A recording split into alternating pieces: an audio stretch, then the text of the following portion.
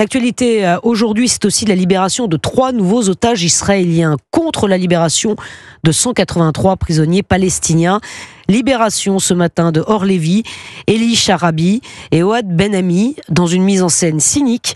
Ils sont apparus très amaigris selon les premières images. Frédéric Simon, vous êtes avec nous en direct de Tel Aviv pour Europe 1. D'abord, comment vont-ils et que s'est-il passé depuis leur libération ce matin, Frédéric ?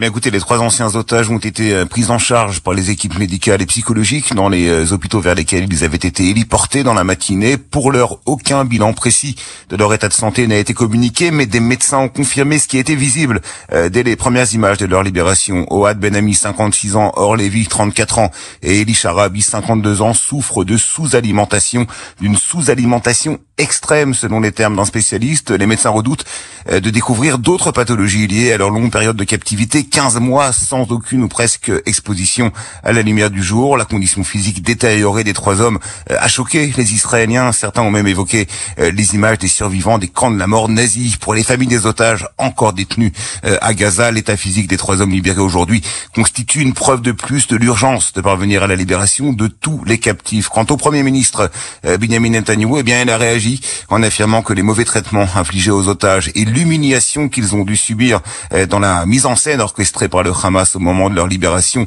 ne resteront pas sans réponse. L'inquiétude concerne également la situation psychologique des anciens otages. 2 d'entre eux ignoraient que leurs proches avaient été assassinés le 7 octobre, l'épouse d'Or Lévi ainsi que l'épouse et les 2 filles d'Eli Sharabi.